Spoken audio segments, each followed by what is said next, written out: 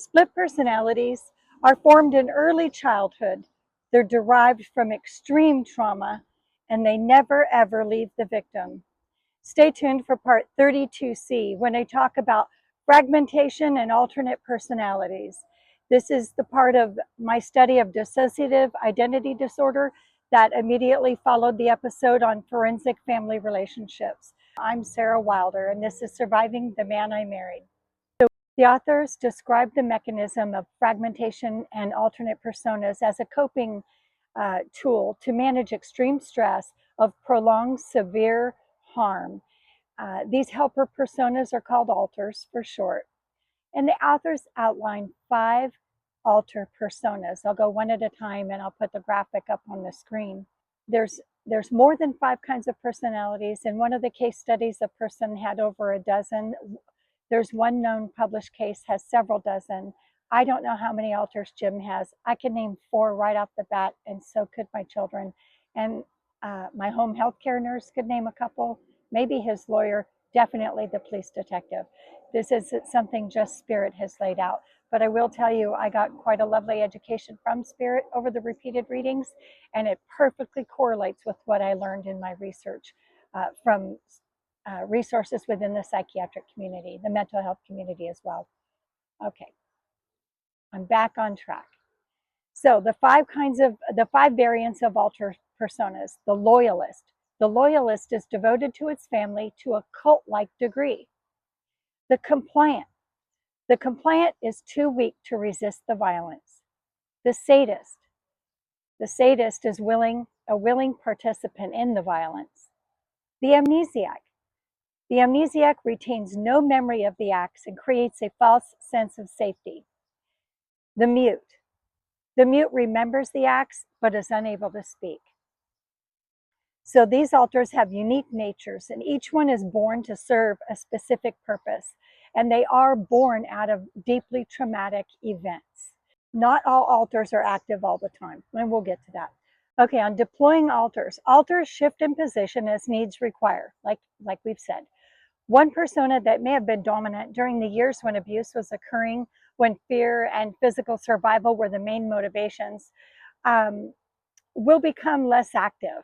Another persona that can accommodate higher levels of functioning, such as work and social situations, may be the forward-facing one. I mean, I think of like when a person is independently socially active, like maybe in high school. Nowadays sooner, but maybe in high school. Certainly the alter that got you through your early childhood and elementary school years isn't going to be the same one that will get you through participating on a sports team or dating, navigating things like that. It gets complicated as a teenager. So I have a feeling that might be when, I have a feeling, but I didn't do mountains of research and I'm no scientist.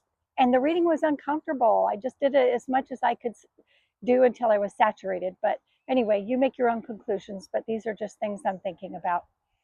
Okay, so these decisions about deploying which alter and when are made by a kind of meta system that functions as a management of the collective. Learning and experiences from one alter can be disseminated into the others, even long inactive ones. That's super fascinating. Okay, so regardless of the stage of life, alters don't fully disappear and new ones can be generated from additional trauma. So adult RA victims and attachment behavior. RA, of course, being ritual harm.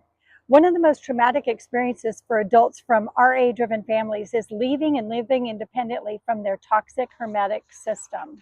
Alters formed in childhood as a means of survival aren't equipped to manage such responsibility. The adult victim has not developed the appropriate life skills and is hindered by altered brain chemistry and severe deficits in their consciousness. Not to mention, by that point, adulthood, how many other mental illnesses they're carrying around that they're burdened with. So attachment behavior is what the experts call this crippling codependency. To break free from it requires a specific set of conditions. And this is where me meeting Jim when I'm 21, he's 22, the circumstances I'll tell you about, it was like the ideal petri dish for this shitstorm of a marriage to take place. Okay, first, to have any chance of successful rebuilding a new life, the detachee, so the victim of the RA, needs to be somewhere they feel safe. To cultivate this sense requires distance from their family and fellow attachees. Then they'll need to form a replacement attachment, a new person from outside the community who they trust and can depend on, who is able to interrupt the cycle of pain and suffering. They become this figure. So I was the replacement attachment. I'm going to tell you why I was the perfect replacement attachment. So if Jim had written a job description for this most unenviable position, and I really feel like it's a sentence, and it was a sentence. Spirit literally sentenced me to that life with him for reasons I've already talked about. I'm not bitter, not at all. No bitterness here. Okay. Anyway, I would have fit the bill for that job description 100 times over. You know, I was brand new to Idaho. I'd moved there from Napa, California, and I moved to Idaho. I had family there, and I was investigating the church. But even before that happened, I had, where did I meet him? I'd gone to a fashion show with someone I met, and at that fashion show was Jim. He was modeling, and all it took was one look at each other, and sparks flew. My whole body felt that first impression. And he was wearing all black, and I don't know. I'm not even getting into it. It was all fake anyway. I learned on our first date that Jim's parents and younger sister had moved from Idaho to Utah, and Jim and his younger brother were living in the family house while it was for sale. But his brother was leaving soon to serve a church mission, 2 years. Jim had already served a church mission. He did an 18-month mission in Columbus, Ohio. So then on our second date, Jim got to experience a big Italian family dinner at my great aunt and uncle's home right there in Pocatello, Idaho. Even my mom and dad were there because they brought me some furniture from home for my brand new apartment. So these are really great people, lovely people. My mom is first generation born in America. Her people come from northwestern Italy up in Tuscany. And boy, can they all cook. And so can I, actually. And so can my kids.